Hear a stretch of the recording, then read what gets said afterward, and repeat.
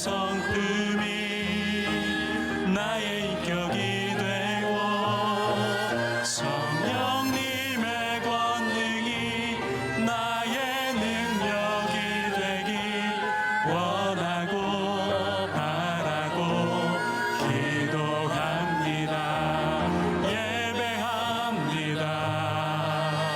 찬양합니다. 주님만 날 다스리소서. 예배합니다. 찬양합니다. 주님 홀로 높임 받으소서. 주님 홀로 높임 받으소서.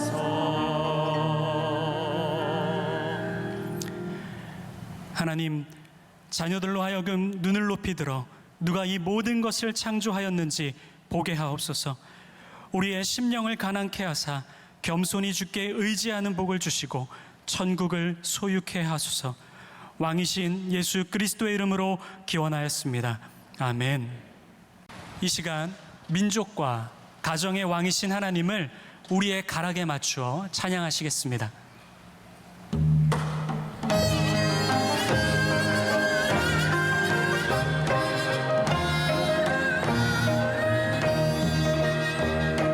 주께서 왕 위에 오르신다. 무서워 숨는 자 그 누구냐. 우리의 마음은 춤을 춘다. 주께서 왕이시라. 주께서 왕 위에 오르신다. 무서워 숨는 자 그 누구냐. 우리의 마음은 춤을 춘다. 주께서 왕이시라. 할렐루야 할렐루야.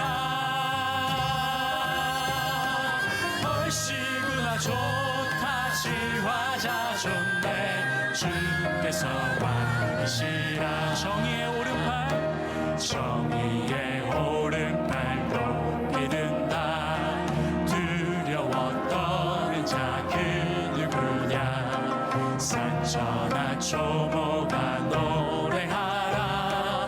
주께서 왕이시라.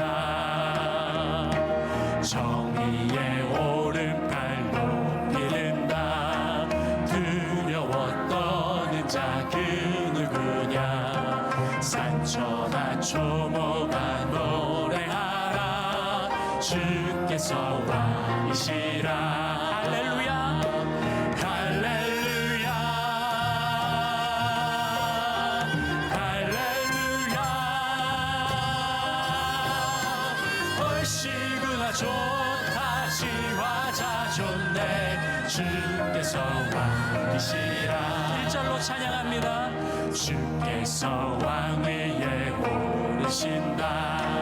무서워 숨는 자 그 누구냐. 우리의 마음은 춤을 춘다. 주께서 왕이시라. 할렐루야 할렐루야. 얼씨구나 좋다 지화자 좋네. 주께서 왕. 다시 한번 고백합니다. 할렐루야 할렐루야 할렐루야. 얼씨구나 좋다 지화자 좋네. 주께서 왕. 할렐루야 할렐루야 할렐루야. 얼씨구나 좋다 지화자 좋네. 주께서 왕이시라. 주께서 왕이시라. 주께서 왕이시라. 주께서 왕이시라. 주께서 왕이시라. 아멘. 기도하시겠습니다. 하나님, 우리는 가을의 달빛이 가장 좋은 날, 달이 유난히 밝은 추석 명절을 지내고 있습니다. 이때를 빌어 사람들은 더도 말고 덜도 말고 한가위만 같아라 이야기하곤 합니다. 풍성한 식탁, 오순도순 모여 앉은 가족들, 바쁜 일상 중에 주어진 쉼이 있어서이겠지요.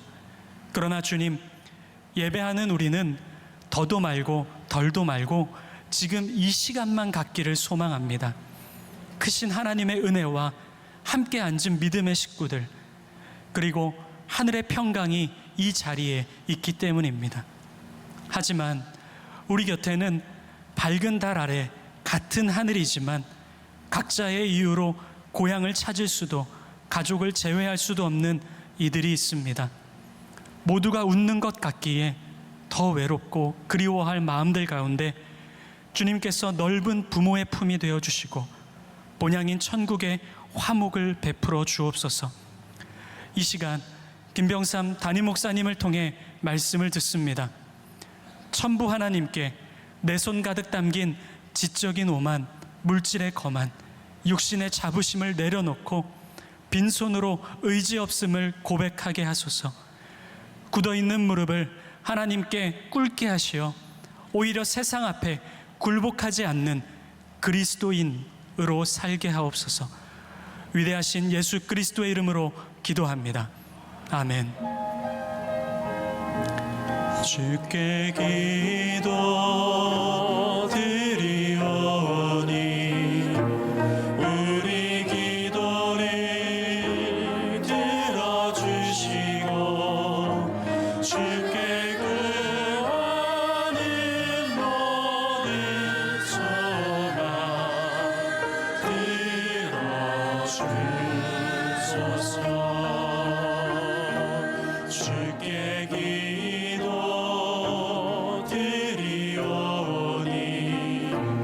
우리 기도를 들어주시고 주께 구하는 모든 소망 들어주소서.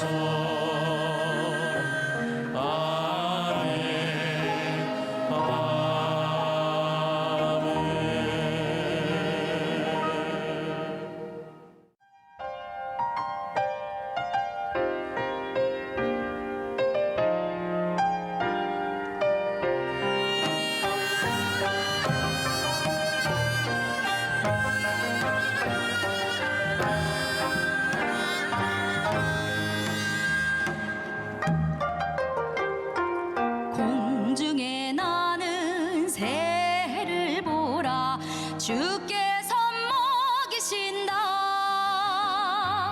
들판에 피는 백합화 보아라 주님께서 기르신다.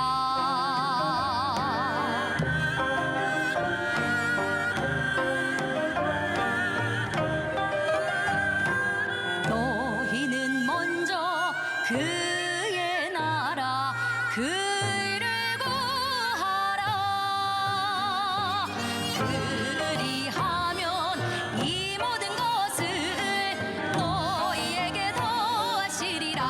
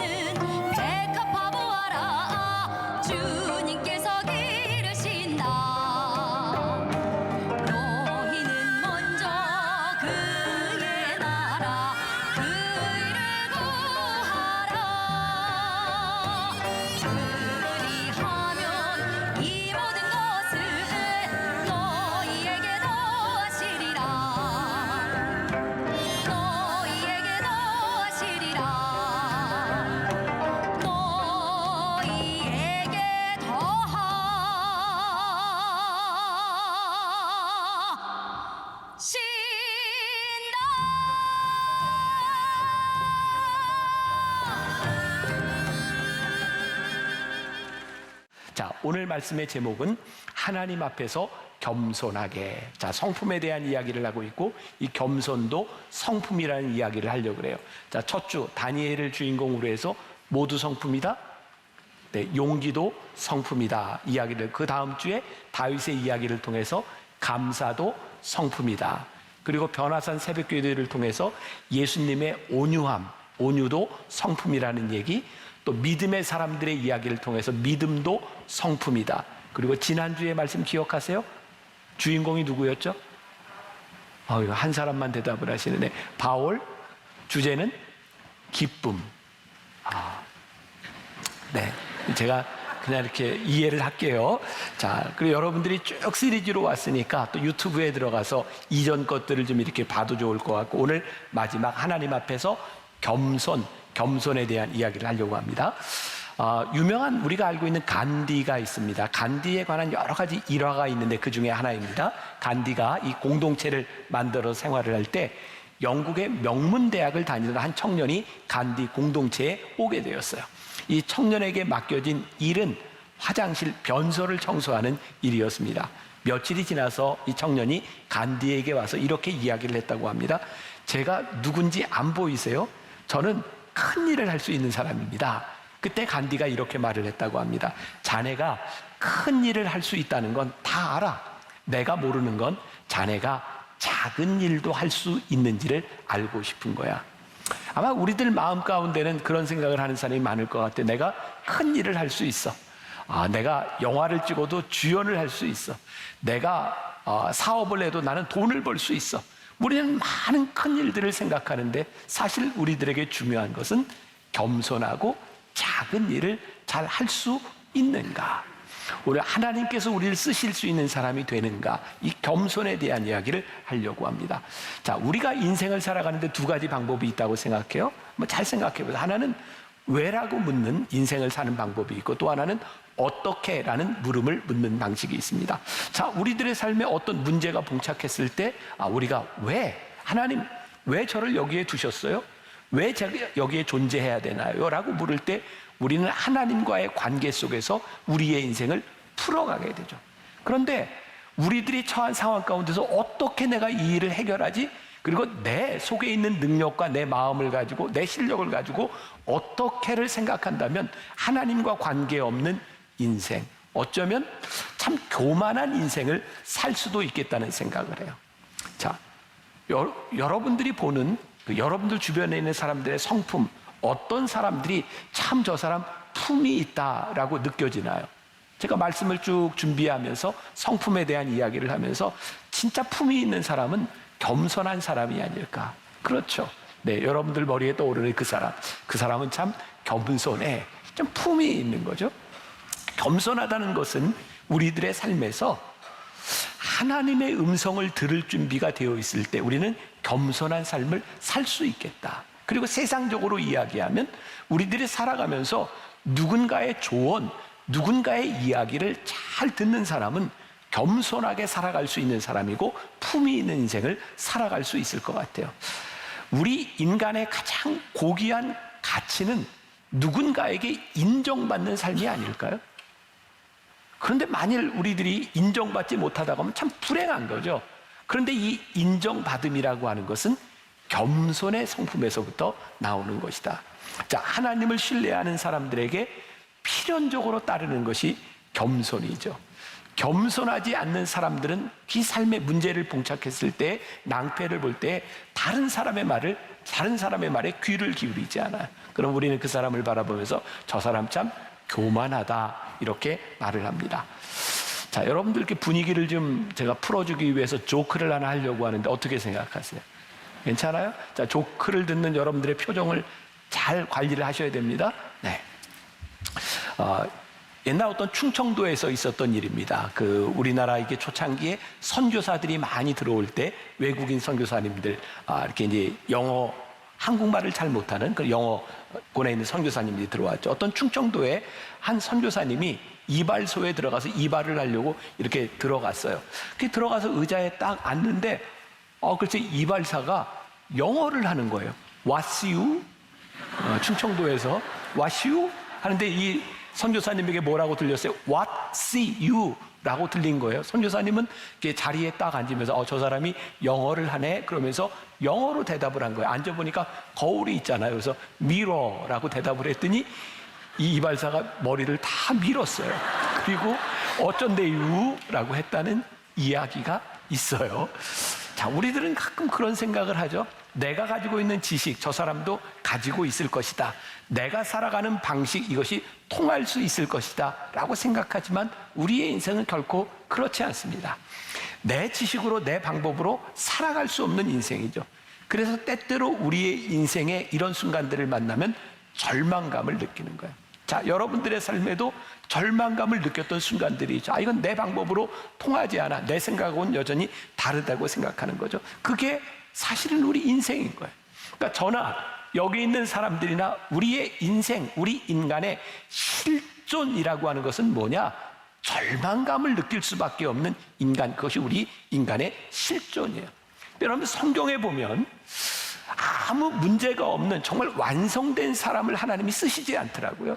하나님이 쓰시는 사람을 보면 완성된 어떤 사람이 아니라 부족한 사람을 들어서 하나님께서 만들어 가시고 다듬어 가시는 것을 보게 됩니다. 그러니까 우리들이 신앙적으로 이야기할 때 우리들의 삶의 어려움을 만나는 것, 절망을 느끼는 건 전혀 하등의 문제가 되지 않는 거예요. 그러면 우리들에게 중요한 건 뭐예요? 왜 하나님 나를 이곳에 두셨어요?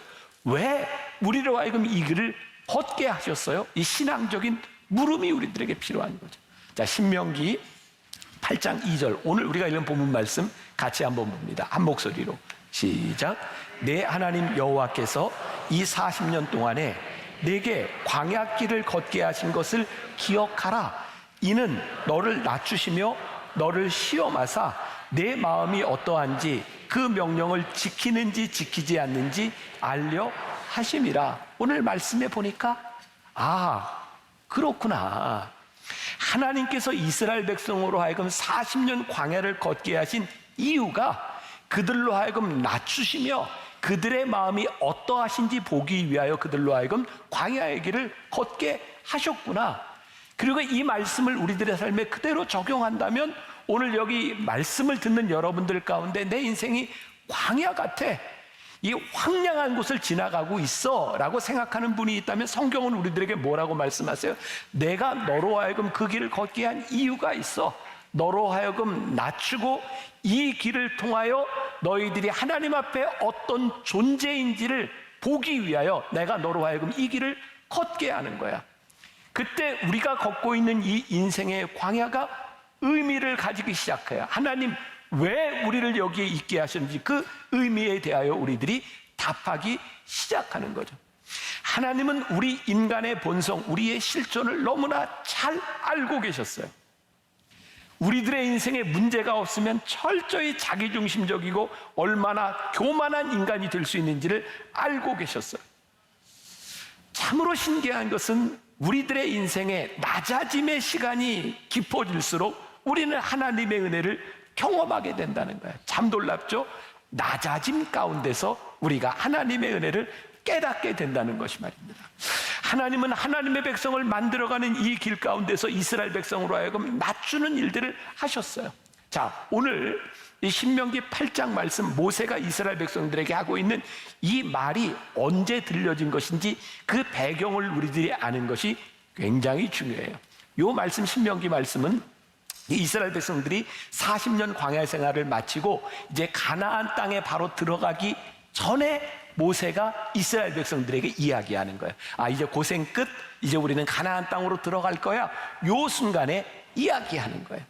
자, 오늘 우리가 읽었던 말씀 신명기 8장 14절을 한번 봅니다. 14절 초반부에 저기 보겠습니다. 같이 시작. 내 마음이 교만하여 내 하나님 여호와를 잊어버릴까 염려하노라. 자, 가나안 땅을 앞에 놓고 모세가 뭘 염려해요? 너희들이 하나님을 잊어버릴까 봐. 근데 하나님을 잊어버리는 순간이 어디예요? 고생이 끝나고 그들이 풍성해지는 순간에 하나님을 잊어버릴까 염려해서 이 말을 쓰고 있는 거예요. 자, 리빙 바이블, 영어 성경 중에 한 버전인데 리빙 바이블에 보면 이 부분을 이렇게 표현을 하고 있더라고요. That is the time to watch out. 이때가 언제예요? 이 시간이 언제냐면 너희들이 조심해야 될 때다. Watch out. 너희들이 조심해야 될 때다. 뭐예요? 너희들이 이제 풍성해지는 이 시기에 너희들이 조심해야 되는데 뭘 조심해요? 여호와를 잊어버릴까 봐. 하나님께서는 우리로 하여금 겸손한 자를 만드시기 위해서 이 광야의 길을 걷게 하셨는데 너희들이 저 땅에 들어가면 겸손하지 않고 교만하여 하나님을 잊어버릴까 하나님이 모세를 통하여 염려하고 주의하라고 말씀하고 있는 거예요. 자, 제가 말씀을 준비하면서 제가 원고를 써놓고 어제 새벽에 제가 또 원고를 쭉 내려가는 동안에 그런 것을 이제 생각하게 되었어요. 우리들이 교회에서 영성이라고 하는 말을 참 자주 하는데 이 영성이라고 하는 말이 이런 뜻이구나. 우리가 여호와를 갈망하는 순간에 우리들이 하나님의 은혜를 경험한다면 우리의 영성이라고 하는 것은 하나님을 갈망하는 것이 영성이구나. 우리들이 하나님을 갈망하면 갈망할수록 우리들의 영성이 깊어지는 거예요. 그런데 어느 날 우리들의 삶에서 하나님을 갈망하지 않는다면 우리의 영성이 죽어가고 있는 거예요. 코로나 2년 반을 지나면서 우리 많은 성도들 가운데 그런 느낌이 들잖아요. 그래, 이제 교회에 나오지 못하니까 우리들이 미디어로 예배 드릴 수 있어. 이 시간에도 미디어로 예배 드리는 분이 있어요. 그리고 성경적으로 여기에서 예배를 드리든 거기서 예배를 드리든 그건 큰 문제가 되지 않는 거예요. 왜? 영이신 하나님은 장소에 구애받지 않고 예배를 받으시는 분이니까. 그러니까 우리들이 꼭 교회에 나와서 예배를 드려야 된다. 이것이 올바른 것은 아니에요. 근데 우리들의 마음에 큰 부담이 있는 거죠. 언제부터인가? 우리들이 여기서도 예배 드릴 수 있고 거기서도 예배 드릴 수 있다고 하는 것이 우리로 하여금 영적 갈망이 무뎌지게 한 거예요. 우리의 문제는 장소에 대한 문제가 아니라 이 영적 갈망이 묻어지며 우리들이 하나님의 은혜를 경험하지 못하고 살아가는 우리의 일상들이 계속되면서 우리들이 불안해지기 시작하는 거죠. 그래서 유명한 시편 42편 1절에 보면 시편 기자가 이런 고백을 하고 있잖아요. 하나님이여, 사슴이 시냇물을 찾기에 갈급함 같이 내 영혼이 주를 찾기에 갈급하니이다. 자, 이 말씀을 우리들이 잘 이해하려면 이 당시 시편 기자가 살았던 근동 지방의 상황을 이해해야 될 필요가 있어요. 여기에서 사슴이 시냇물을 찾기에 갈급하다라고 하는 것은 단순한 목마름을 이야기하고 있지 않아요. 제가 어떤 성경 주석을 보니까 이런 이야기를 하고 있더라고요. 자, 여러분 보이실지 모르겠어요. 요렇게 올라가면 여기에 지중해가 있고요. 여기에 이스라엘이 있어요. 여기에 갈릴리 호수가 있고 쭉 요단강이 내려서 사해가 있고 보이시죠? 네. 당시에 살고 있던 사람들이 이렇게 지나가는 길을 이렇게 이스라엘을 지나서 이렇게 가는 지역을 비옥한 초생딸 지역이라 그랬어요. 여기에는 바벨론과 아수르가 있고요. 여기 있는 사람들이 장사를 하기 위해서 쭉 내려와서 이스라엘 거쳐서 여기 애굽까지 가는 거예요. 여기 델타 삼각주가 있고 보이시죠? 여기 애굽이에요. 자, 욜로 지나가기는 힘들어요. 여기 아라비아 사막이 있어요. 그리고 이스라엘 백성들이 이렇게 비옥한 초생딸 지역을 이렇게 찾아간다 할지라도 여기는 광야가 많은 지역이에요. 사막이 많은 지역이에요. 이 사람들에게 제일 필요한 게 뭘까요? 물이에요. 물. 가다가 물을 못 만나면 죽는 겁니다. 그래서 당시 사람들이 이 사막을 지나고 이 건조한 땅을 지나갈 때 물을 찾기 위해서 어떻게 했냐면 사슴을 데리고 다녔어요. 여러분, 사슴을 왜 데리고 다녔냐? 사슴은 물 냄새에 가장 민감하답니다. 그래서요, 사슴에게 물을 주지 않고 아주 목마른 상태를 유지하고 물이 필요할 때 사슴을 딱 풀어주면 사슴이 물 냄새를 맡고 막 달려가는데 그 갈급함이 얼마나 심했는지 그 시냇가에 물을 발견했을 때 물을 먹지도 못하고 팍 꽂거나 죽는 겁니다. 이 시편 기자가 보았던 사슴이 시냇물을 찾기에 갈급함이라고 하는 것은 단순한 목마름이 아니라 그 물 앞에서 꽂거나 죽을 수밖에 없는 그 갈급함, 그 목마름을 이야기하고 있는 거예요. 하나님, 우리들의 인생에 하나님을 갈급함이 우리들에게 살아있어서 하나님 아니고는 제가 이 시간을 지나갈 수 없습니다. 하나님의 도우심이 아니고는 제가 이 길을 갈 수 없습니다. 하나님, 이 길을 제가 어떻게 가야 할까요? 라고 하는 갈급함이 우리들에게 있는가?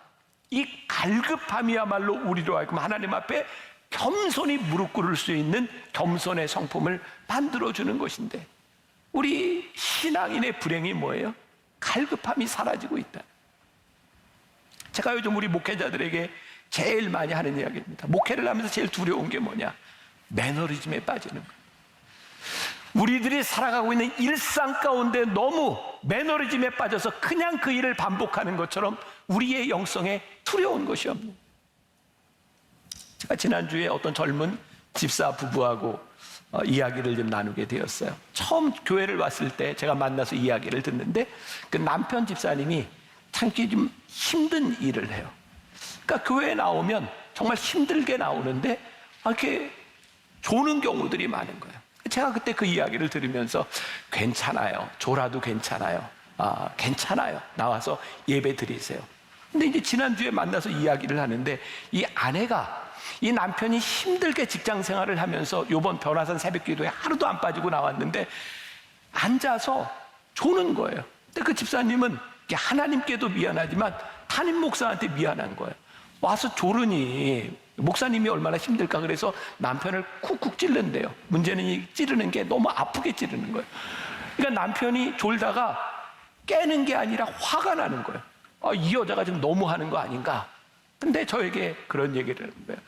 당신한테 목사님이 졸아도 된다라고 하는 의미는 힘들게 생활하고 와서 그리고 예배 드릴 때 그 졸음을 참다가 조는 모습, 그거 괜찮다고 한 거지, 와서 힘들다고 졸 때마다 잠을 영접하는 걸 목사님이 허락한 게 아니야. 그래서 쿡쿡 찌른다는 거예요. 제가 그 이야기를 들으면서 그래요. 우리들이 인생을 살아갈 때 힘들고 어려운 일이 얼마나 많아요. 졸 수 있고 또 우리들이 조금 나태해질 수 있고, 그런데 그게 우리들에게 습관화가 되고 매너리즘이 돼서 우리들에게 갈급함이 사라지는 건 정말 무서운 일이라는. 오늘 우리의 신앙에 이 갈급함이 사라지는 것처럼 우리 신앙인들에게 두려운 일이 없는 거예요. 그래서 하나님께서 우리를 어디로 내모세요? 광야로, 우리의 성품을 훈련시키는 광야로 우리를 내모실 때가 있는 거예요. 자, 다시 신명기 8장 2절에 보니까 이 40년 동안에 내게 광야의 길을 걷게 하신 것을 기억하라. 내 마음이 어떠한지 그 명령을 지키는지 지키지 않는지 알려 하심이라. 그래, 하나님께서 광야에서 우리의 마음을 시험하셨구나. 그런데 이 광야가 어떤 광야냐면 신명기 8장 15절에 보니까 이렇게 표현이 되어 있어요. 너를 인도하여 광대하고 위험한 광야, 곧 불뱀과 전갈이 있고 물이 없는 간조한 땅을 지나가게 하셨으며, 이 광야에 대해서 뭐라고 얘기했냐면 광대하다. 이 광대하다고 하는 의미는 무엇일까요? 저는 광야 사막에도 몇 번 가봤어요. 거기에 사막에 가보면 진짜 모래만 있고 동서남북 아무것도 없어요. 이런 상상을 해봅시다. 우리가 광야에 있는데 옆에 지금 산도 있고 건물도 있고, 그래서 저 뒤에 누가 딱 뛰쳐나와서 나를 도와줄지도 몰라. 묘한 기대감이 들 법한 그런 게 아무것도 없다는 거예요. 광야는 동서남북이 다 트여서 광대한데 우리들에게 어려움이 올 때 우리들이 도움을 구할 수 있는 것이 아무것도 보이지 않는 거예요. 그때 이 광야에서 우리들이 유일하게 도움을 구할 수 있는 것, 그것은 보이지 않는 곳에서 하나님의 도우심밖에 구할 수가 없는 거예요. 그 광야는 위험한 곳이라고 이야기해서 전갈이 다녀요. 물이 없어요. 간조한 땅, 건조한 땅이라고 말하는 거예요. 이건 우리들이 어떻게 할 수 없는 상황인 거예요. 그런데 놀랍게도 이 40년 이 광대하고 위험한 땅에서 하나님께서 이스라엘 백성에게 그 사막에서 물을 내셨고, 그 사막에서 먹을 것이 없을 때 만나와 메추라기를 주셨고, 그 아무것도 없는 곳에서 적들이 나타났을 때 하나님께서 그 전쟁에서 승리하게 하셨다는 거예요. 광야의 시간, 우리들이 아무것도 할 수 없는 그 시간 가운데서 하나님이 도움이 되셨고, 그 가운데서 하나님을 바라볼 수 있는 겸손을 우리들에게 주셨다. 하나님만이 우리들에게 유일한 소망이 됨을 경험하기 시작할 때에 사람은 하나님 앞에 겸손해질 수밖에 없는 거예요. 광야가 우리의 인생의 축복의 장소구나, 하나님이 우리를 낮추시는 곳이구나 라는 것을 깨닫게 되죠. 올해 한국의 유명한 한국의 지성이라고 불리는 이어령 선생님이 세상을 떠났어요. 이분에 대하여 표현하는 것 중에 그런 표현이 있었어요. 철갑의 논리로 무장하고 기독교에 대하여 비판을 서슴지 않았던 분이 이어령 선생님이죠. 근데 이분이 오래전이죠. 그 온누리 교회에서 일본 사람들을 위해 러브 소나타라고 하는 선교 프로그램을 할 때 거기에 가서 그 동경에 있는 프린스 파크라고 하는 호텔에서 돌아가신 하용조 목사님께 세례를 받았어요. 그때 그게 많은 사람들에게 회자가 되었던 이야기죠. 이분이 세례를 받을 수 있는 사람이 아닌 거예요. 근데 이분이 하나님 앞에 무릎을 꿇고 세례를 받았어요. 이유는 그분의 인생에 광야를 만난 거였어요. 사랑하는 딸이 암으로, 사랑하는 손주가 자폐증으로 눈이 보이지 않는 그런 어려운 시간을 지나갈 때 이분이 그 인생의 광야에서 하나님을 만나죠.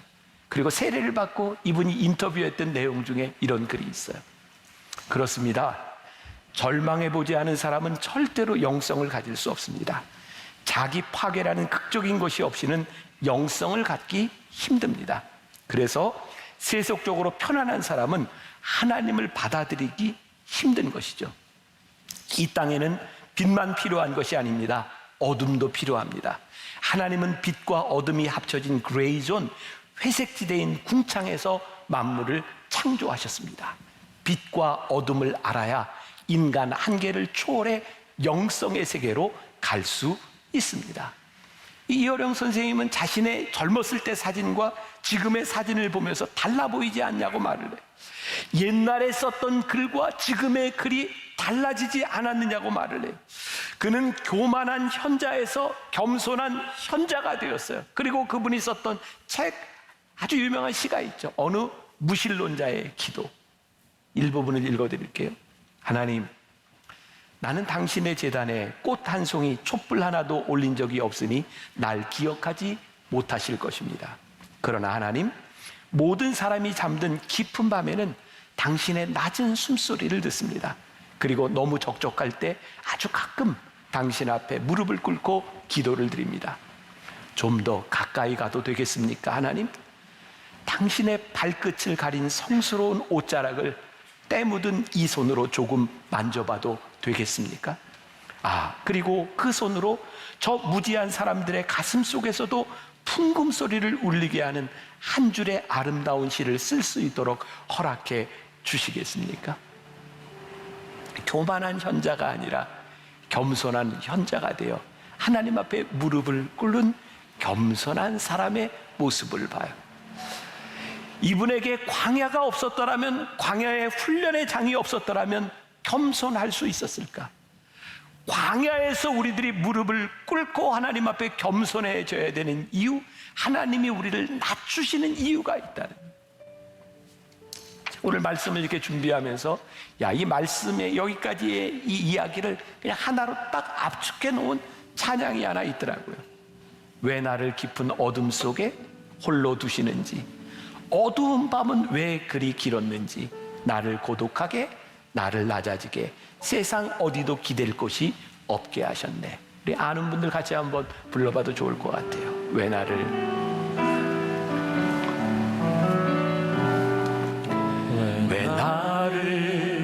깊은 어둠 속에 홀로 두시는지, 어두운 밤 왜 그리 길었는지,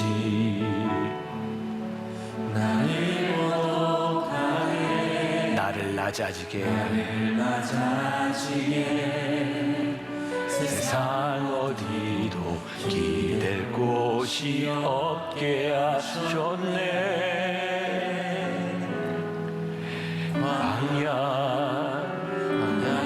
광야에서 왜 나를 깊은 어둠 속에, 왜 나를 깊은 어둠 속에 홀로 두시는지, 어두운 밤 왜 그리 길었는지, 나를 고독하게, 나를 낮아지게, 세상 어디도 기댈 곳이 없게 하셨네.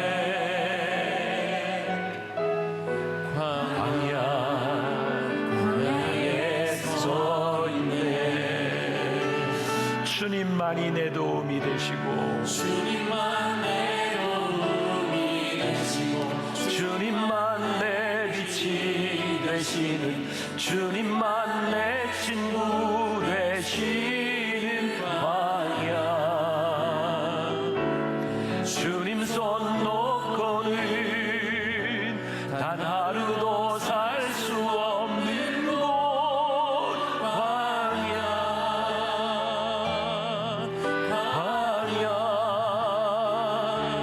주께서 나를 사용하시려 나를 더 정결케 하시려 나를 택하여 보내신 그곳 광야 성령이 내 영을 다시 태어나게 하는 곳 광야 광야에서 주님만 내 도움이 되시고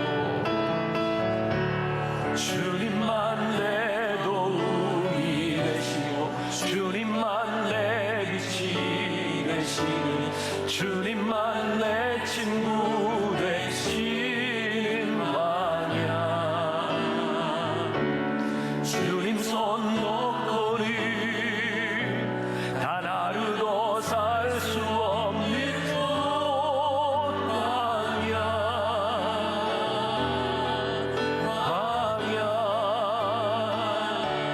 주께서 나를 사용하시며 나를 더 정결케 하시며 나를 택하여 보내신 그곳 광야 성령이 내 영을 다시 태어나게 하는 곳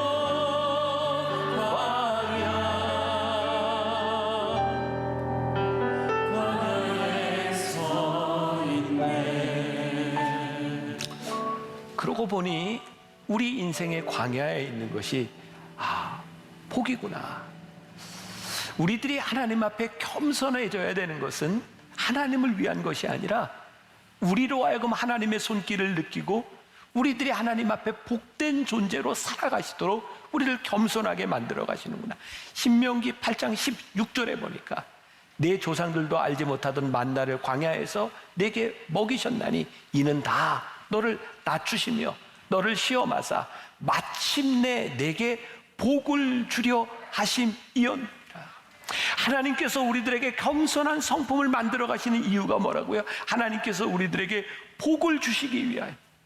하나님께서 이 광야에서 우리의 옛 성품을 다 벗겨버리고 우리로 하여금 새로운 성품을 빚어가기 위해서 우리로 하여금 광야를 걷게 하셨다. 저에게는 이런 이미지가 생각이 나요. 저는 매니큐어 안 발라봤지만 요즘 네일샵 이런 거 많이 유행하잖아요. 매니큐어 바를 때 새로운 색깔을 좀 바르고 싶으면 이전에 발랐던 색깔에다 그냥 덧입히죠. 아니죠. 이렇게 물을 땐 되게 아닌 거예요. 네, 어떻게 해요? 이전에 있던 거 싹 긁어내고 새로운 걸 입히는 거잖아요. 우리가 집 안에 페인트 칠을 좀 새로 하고 싶을 때 이전에 있던 페인트 위에 그냥 덧칠하는 것이 아니라 이전에 있던 것들을 다 긁어내고 새로운 것들을 우리들이 칠하는 거죠. 광야는 우리들이 가지고 있었던 옛 성품들, 우리들이 버리지 못했던 것들을 다 긁어내고 하나님의 성품으로 우리를 빚어가시는 것이 광야이구나. 이 광야가 우리들에게 복된 것이구나. 우리를 겸손하게 만드시는 거구나. 그래서 이 겸손이 우리들에게 복된 것이 무엇이냐? 먼저 하나님께서는 겸손한 자를 존귀케 하시기 때문이죠. 굉장히 중요한 말씀인 것 같아요. 자, 베드로전서 5장 6절 말씀 우리 같이 봅니다. 굉장히 좋은 말씀이에요. 시작. 그러므로 하나님의 능하신 손 아래에서 겸손하라. 때가 되면 너희를 높이시리라. 또 제가 이 말씀을 준비하다 떠오른 이미지. 요즘 젊은 사람들도 그거 아는지 모르겠어요. 옛날에는 이렇게 유원지에 가면 이렇게 오락기구들이 있는데 그 중에 두더지 잡는 게 있었어요. 기억나세요? 이렇게 돈을 넣고 딱 시작하면 두더지가 이렇게 하나씩 이렇게 오잖아요. 나타나잖아요. 그러면 망치를 들고 때려서 집어넣는 거예요. 이놈.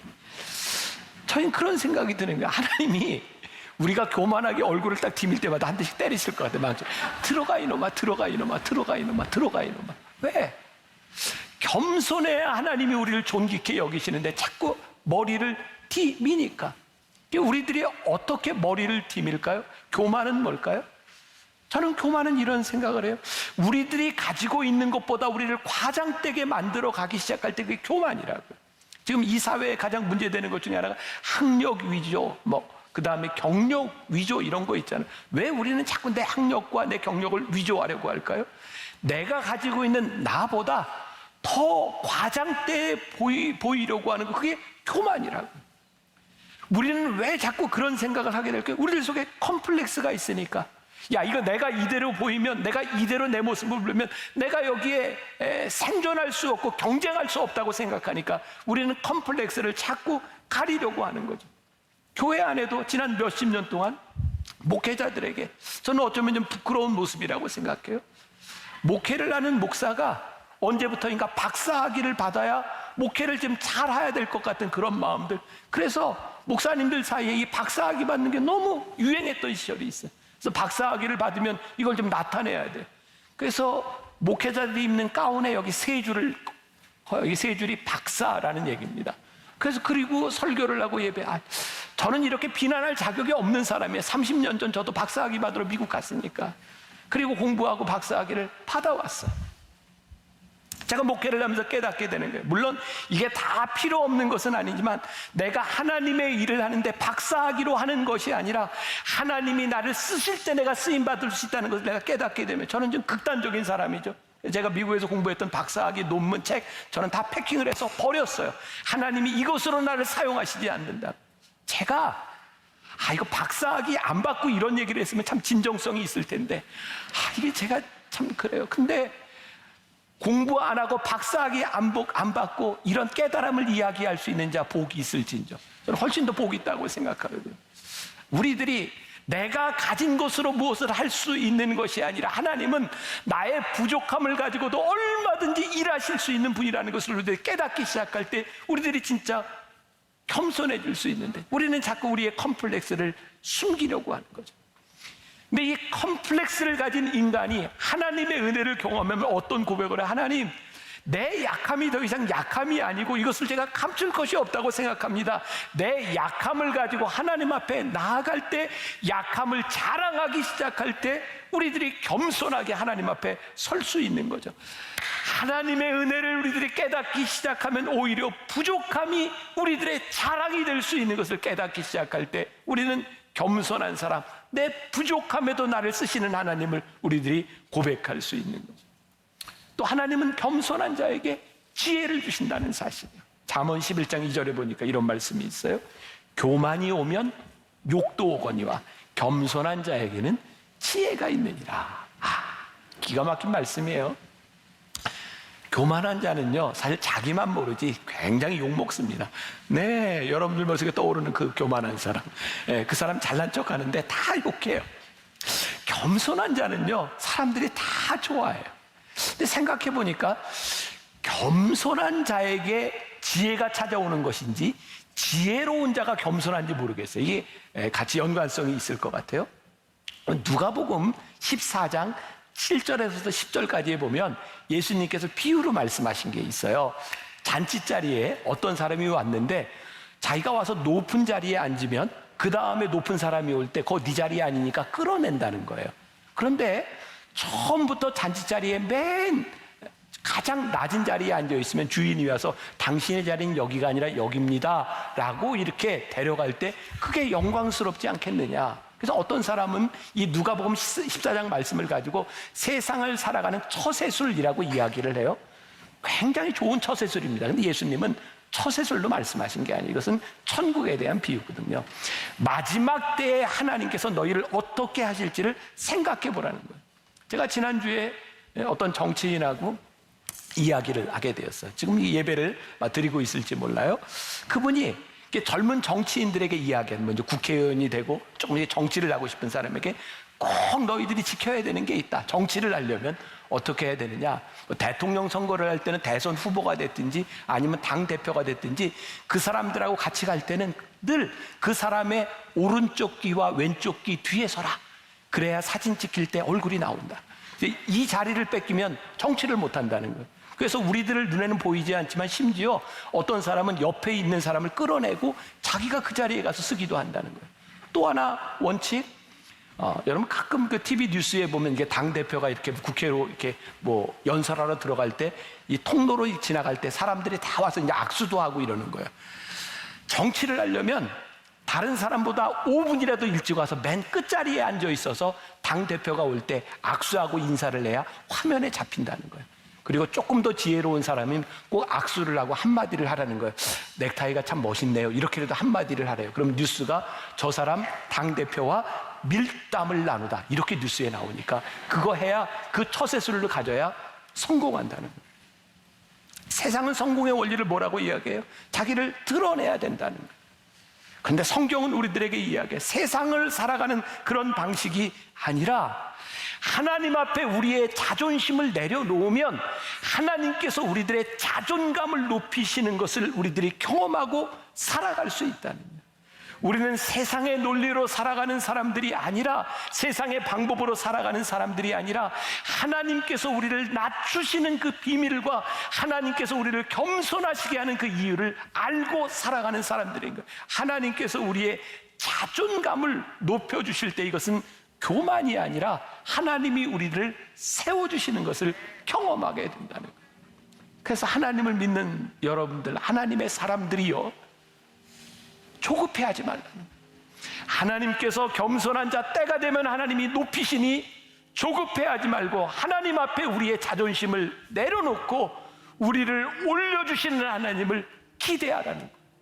그게 참 우리가 외주를 타는 것 같아요.